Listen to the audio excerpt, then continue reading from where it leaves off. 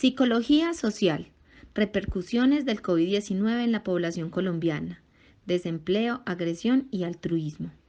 Realizado por Leslie Viviana Echeverry Ríos, Lida Clemencia Escobar Cardona, Lina Marcela Cárdenas Ballesteros, Carolina Silva Ramírez.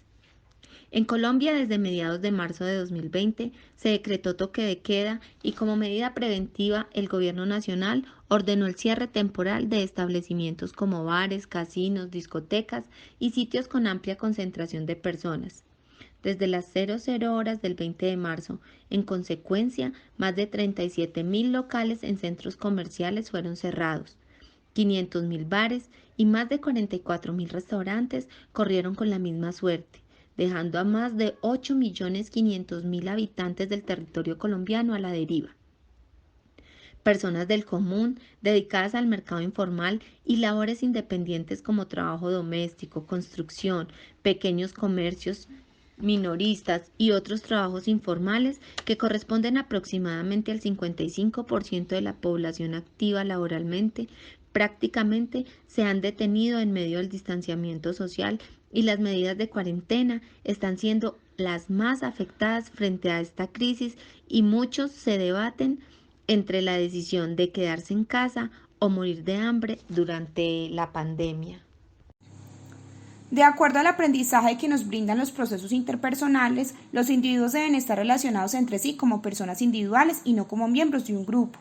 La necesidad de convivencia, interacción y comunicación nos han hecho sistemas sociales complejos, inmersos en problemáticas que abarcan conceptos relacionados con agresión, egoísmo, discriminación, supervivencia, entre otras características adquiridas fruto de la influencia social y cultural.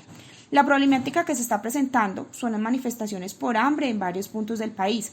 En Medellín, por ejemplo, son reiterativos los cacerolazos, ya que estos sitios no han llegado la ayuda del gobierno, ni los mercados ni el subsidio de emergencia. Una señal de protesta es el trapo rojo en la ventana de cada vivienda. Este tiene como fin buscar ayuda en los vecinos y en la ciudadanía e informar que está pasando hambre, necesidades en la cuarentena.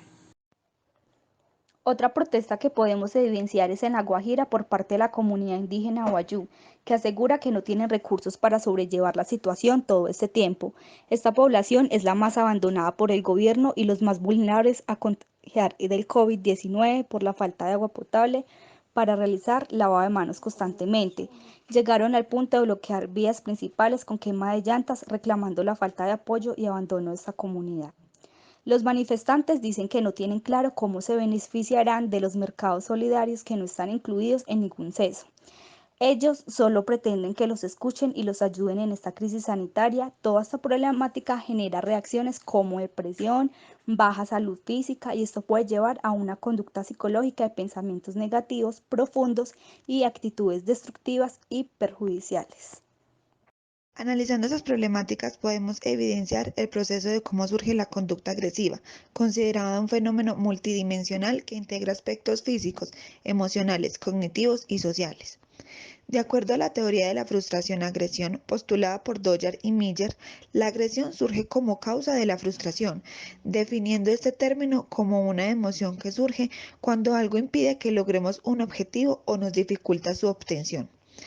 Las familias manifestantes colombianas, ante la necesidad económica, el confinamiento obligatorio, el estrés y la frustración de no recibir las ayudas que el gobierno tanto presume, expresa su inconformismo como una respuesta natural por medio de discusiones de pareja, agresión ya sea física, verbal, emocional o instrumental, siendo en su mayoría víctimas las mujeres y los menores. Psicólogos y psiquiatras hablan en los noticieros nacionales que este fenómeno y de cómo este flagelo se puede manifestar al menos de dos formas. La primera, cuando hay una situación de control por parte de un agresor que se vale de la violencia reiterada para dominar a su pareja o familia. Y la segunda, cuando la violencia surge de manera ocasional, como la respuesta a conflictos cotidianos que se dan en la convivencia. Estas dos situaciones de violencia doméstica y el aislamiento obligatorio facilitan el ejercicio de la violencia. Actúa como un detonante, contribuyendo al aumento de la cifra de violencia doméstica a nivel país, que a su vez responde con una obediencia social fruto de esta crisis mundial producto de la pandemia. Conociendo las diferentes situaciones sociales que se han generado y donde se relaciona la agresividad desde la teoría, podemos también hablar del altruismo, que es un concepto opuesto al egoísmo y es a lo que esta crisis, esta pandemia debería llevarnos, a ser personas que nos preocupamos y ayudamos, incluso cuando nos espera u ofrecen beneficios a cambio, darse a los demás, ayudar al otro sin esperar nada a cambio. Si hoy en día no resulta tan habitual, dado que estamos inmersos en una cultura cada vez más individualista, sigue pudiéndose observar de vez en cuando la existencia de una gran cantidad de actos de generosidad espontánea y de ayuda desinteresada al otro. La parábola de Jesús del buen samaritano ilustra el altruismo, lleno de compasión. Está motivado para dar a un extraño su tiempo, su energía y un dinero sin esperar nada a cambio.